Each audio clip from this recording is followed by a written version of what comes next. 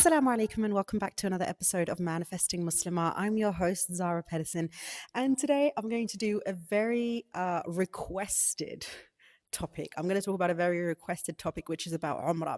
So, back in February,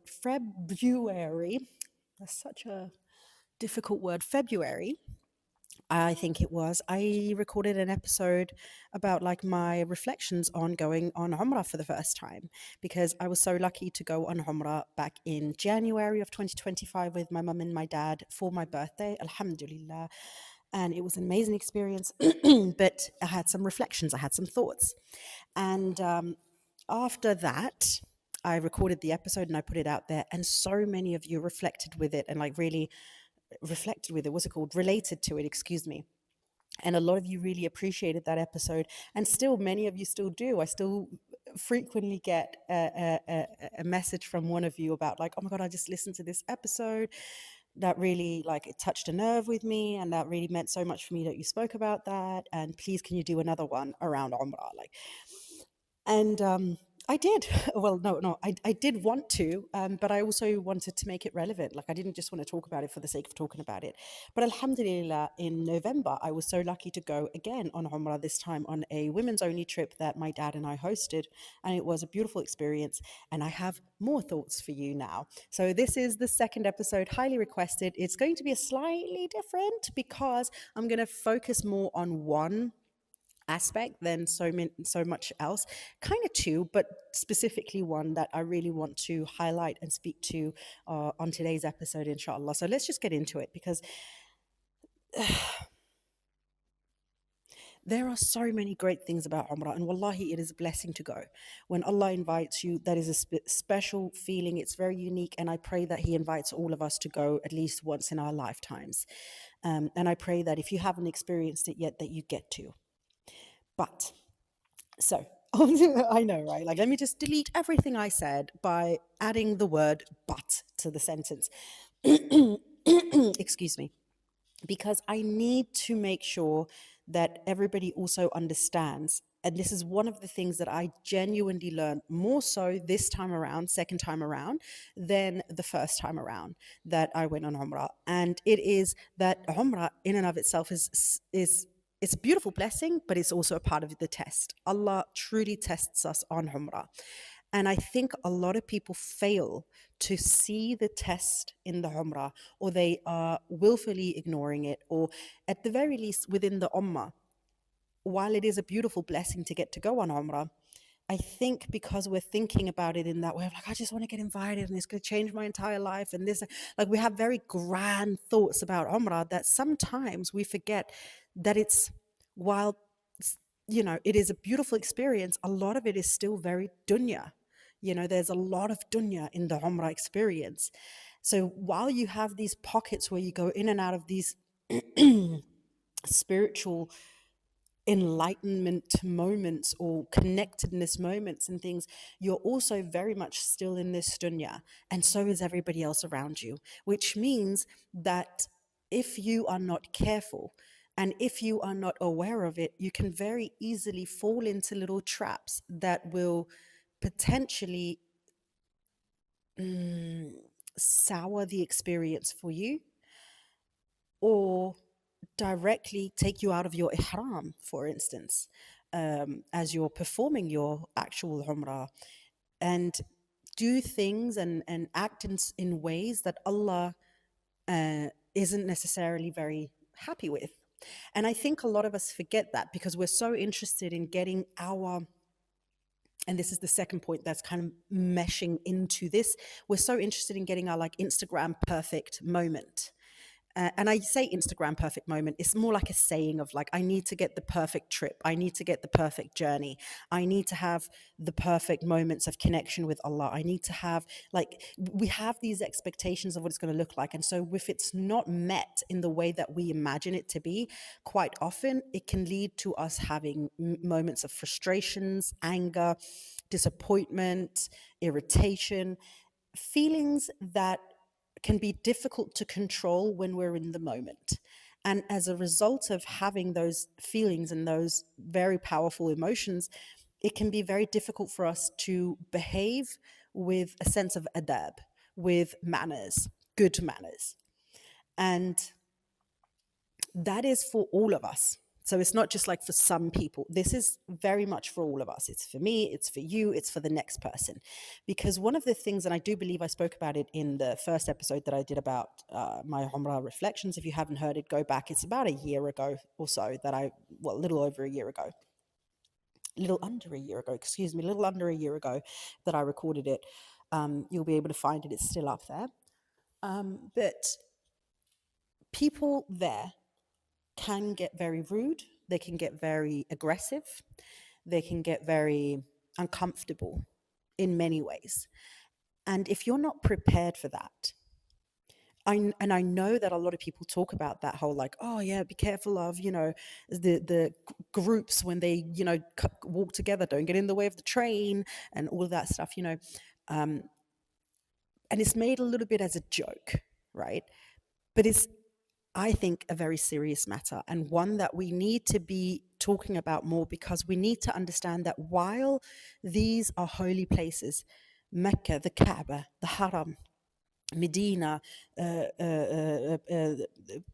Prophet's Masjid, Masjid Nabawi, and the surrounding Haram and stuff, the beautiful, magical, almost, experiences, we're bringing the dunya into these places, and it's very easy to knock ourselves out of this state of being in our higher nafs, in our higher egos, to present ourselves in a way that is compatible with the teachings of Islam, and that would bring us rewards in the hereafter. Because yes, you're praying, but if you're also then turning around and arguing with someone straight after or straight before, that is definitely not something that Allah is going to look back on and be like, well, you know what, you still prayed in Masjid Nabawi, so that's fine. There is still ways of behaving, and we're the one bringing the dunya in with us and acting in ways that are not conducive to the teachings of Islam. May Allah help us all with following it to the best of our ability at all times. But I think one thing that we have to be better at acknowledging and discussing within the Ummah when it comes to Umrah and Hajj. Now, I haven't personally gone on Hajj, but I can only imagine it to be 10 times better or worse, however you want to say it, than the Umrah experience is that it is very much a test from Allah. So I think a lot of people have this idea, and I'm just going to say it the way that, I'll say things and take it as it comes, or like leave it if you don't, resonate with it. But I think a lot of people put the Umrah and Hajj experience like on this pedestal of like, if you have had this experience or you get this experience, you're favored. Allah invites you, so you must be maybe doing something I'm not doing, or you must be like, Allah must like you more than he likes me because I haven't been invited yet, or I haven't had the opportunity yet. When in reality, Allah could be inviting us not necessarily because he loves us more, or that, he thinks we're better Muslims or anything, but because he wants to test us with that experience. He wants to test us, our egos, our sense of worth, our ability to coexist with others in a very stressful situation, our ability to log off from dunya, leave our phones in the bag, um, behave in a way that is conducive with the Islamic teachings. All of these things, to not treat it as just like any other holiday where it's just about getting a ton of experiences and seeing the most, but it's about this spiritual cleanse and connection. There's a lot of tests within this experience that I think we are very quick to try and not erase, but like, let's not focus so much on that because you got to go. And so you're just lucky because you got to go. And it's like, yeah, Alhamdulillah, I got to go. But I'm also being tested heavily on those journeys. I'm being tested heavily with the way that I am, with my physical needs and body, and the way that I act with illness, with being around crowds, with my social anxiety, with being in crowded places. There are a lot of tests in it. And I genuinely think it's important for us to acknowledge that and not forget that in conversation, because when we're forgetting that in conversation, I have noticed that a lot of people, again, put this experience on a pedestal as if it's only like, oh, you must be so special. Or what are you doing? Which dua did you make to finally get to go? And it's like, it has nothing to do with that. It's literally from Allah. And sometimes He does it because He wants to reward us with something. And sometimes He does it because He wants to test us with it. And we don't know which one it is. And even afterwards, we can come back and we can, there are many, both in the first time I went and the second time I went, I come back and I have regrets. I have regrets. I mean, you know, one of the things that I say, like we have to have adab, the way we interact with other people in these very highly stressed situations. And unfortunately, I'm going to share it with you also because I don't want to just sit here as if I'm polishing a halo that does not exist over my head. But also just to remind you of what it can look like. So we went on an outing this second time, for instance, that we went on the women's only trip.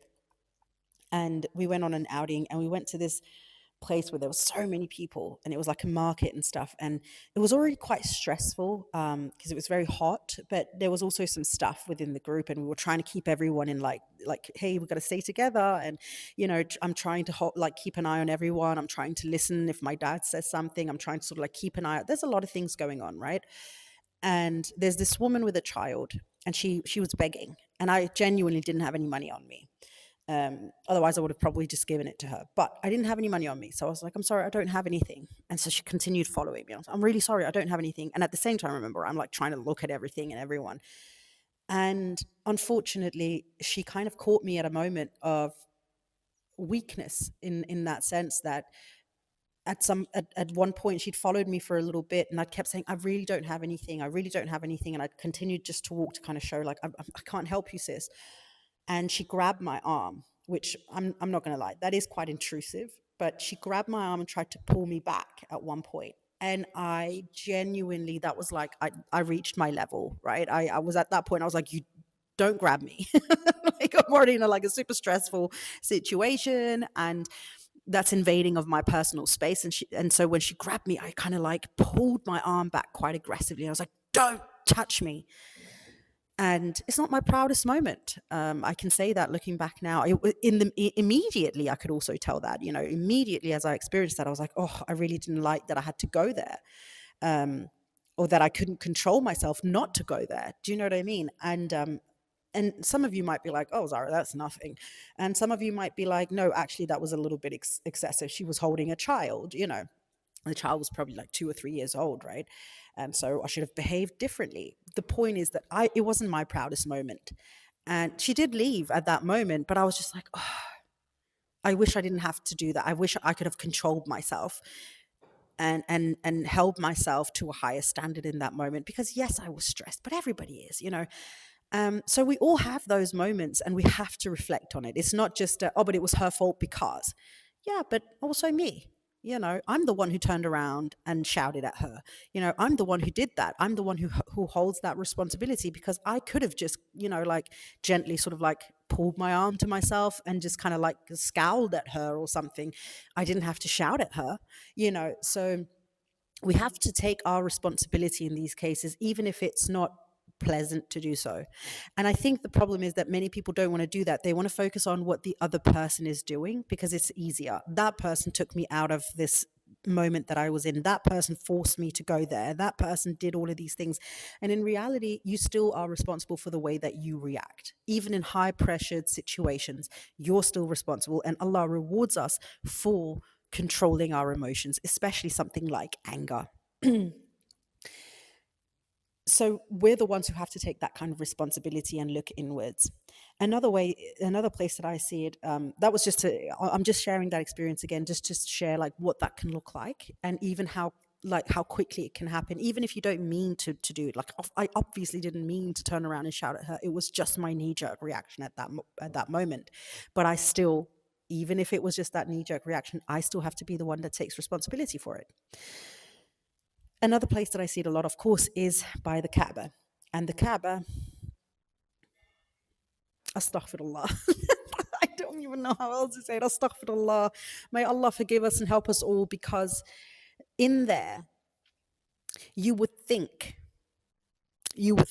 at least, that everyone would be on their absolute best behaviors. This is Allah's home. It's his house, not home, but his house, right?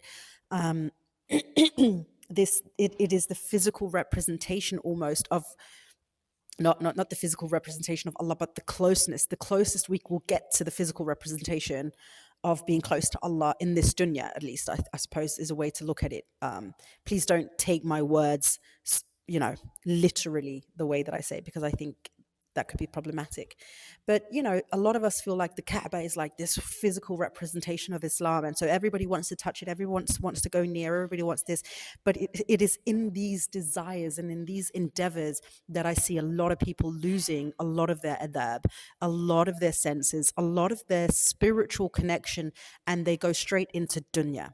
And they go into dunya in very aggressive, uncomfortable ways, where they don't care about the rest of the ummah. They don't care about everybody else's journey and experience. All they care about is their immediate desire to experience that moment of either touching the Kaaba or walking close to the Kaaba or whatever it might be. And that is very problematic. That is very problematic, because not only can you be taking yourself out of your own ihram if you're performing the Umrah at that moment, but you could be pushing other people out of their ihram, because you're not acting in a way that is recommended, so to speak. And we've all seen the videos of people crawling over each other, people being stamped to death, people, all of this. As I'm recording this, it's literally, I think, the day or two after somebody, I want to say, kind of got pushed out of one of the balconies into the haram, but I don't really fully know the story. He might have jumped. I'm not sure. But I'm kind of inclined to want to give him the benefit of the doubt and say that he was probably pushed. It was an unfortunate accident. But these things happen because of the lack of respect for each other, because I need to go somewhere, so I will push a little bit harder. And I mean, yes, in the Kaaba, but also, for instance, I was lucky enough the second time around, to be able to do to go to Rauda and pray there. And the way the women are pushing there, even though we all know we're going to get inside, you know, we've all got our time slots, so we will all get inside. The amount of pushing and screaming and Astaghfirullah. I'm sorry, I gotta laugh, because if I don't laugh, I think I'll cry.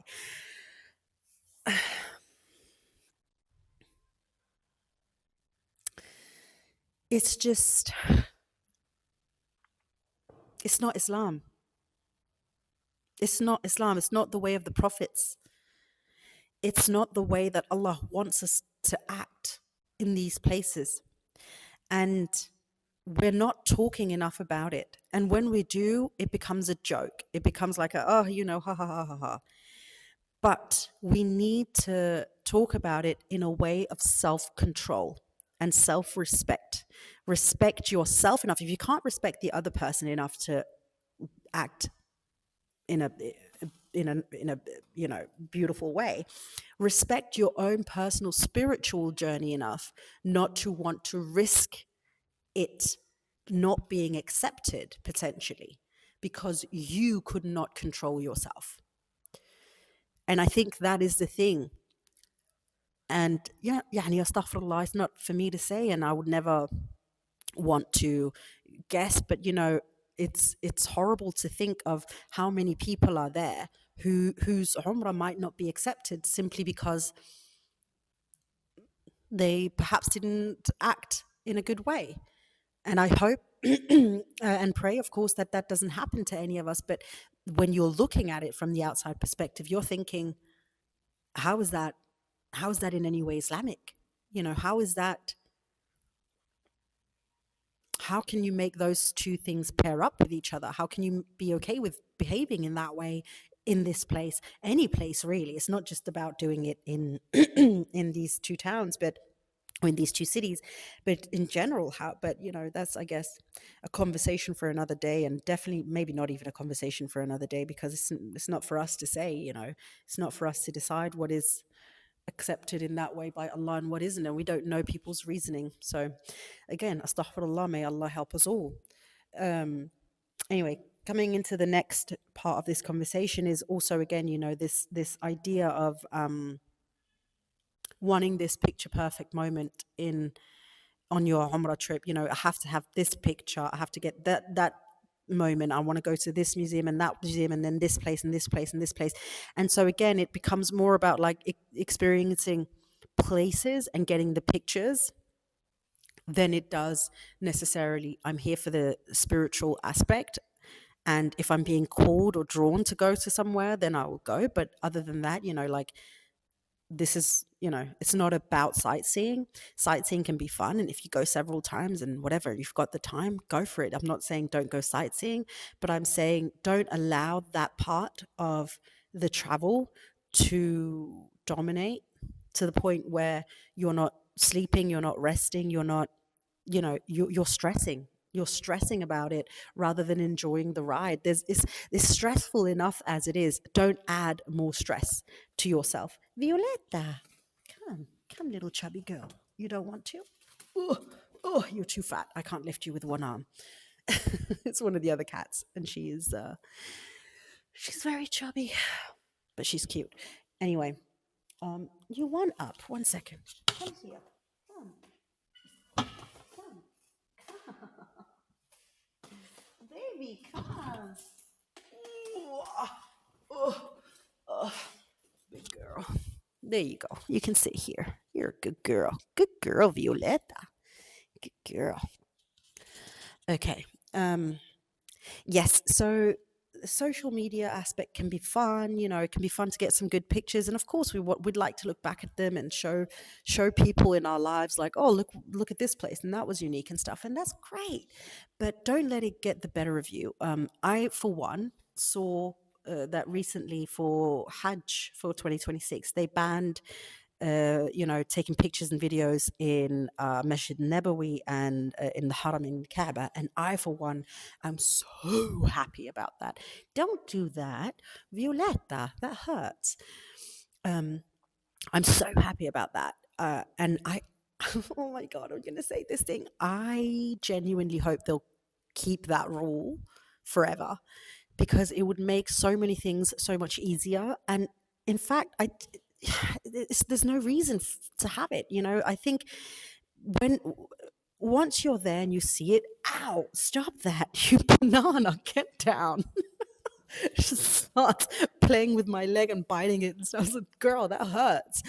Um, if you've been there, or once you're there, you'll see that everybody's filmed. So am I, by the way. I'm not putting myself like in any like, oh, and I'm walking around without my phone, blah, blah, blah. I'm doing the same, like, but you notice how much more congested things become, because people want to take a picture or they're going to do a video instead of like, hey, it's kind of like in traffic. If somebody needs to slow down because, oh, look at that beautiful tree, and then another person in a car in front of also is like, oh, let's slow down because look, cows. It creates congestion in traffic, and it's the same thing with human traffic, so to speak. That the more people pull out their phones and take the pictures and stuff, it can pull us out again from the spiritual aspect and straight back into dunya, and it can slow down everything that is going on. Anyway, you do notice how much the phone actually takes up a lot of space and a lot of time for people, and a lot of effort and energy. And while I generally don't have anything against it, I do also agree with any sentiment that'll make it easier for the ummah once we're there to not think about TikTok or Instagram or Facebook or whatever our chosen social media platform is.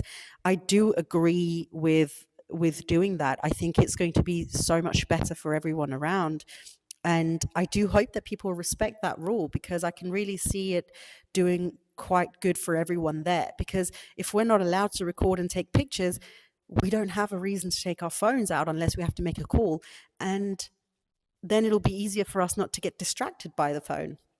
And oh, let me just check. Now I've got my phone up. Let me just check my emails. Let me just check how many likes the last post got. Let me just this, that, and the other.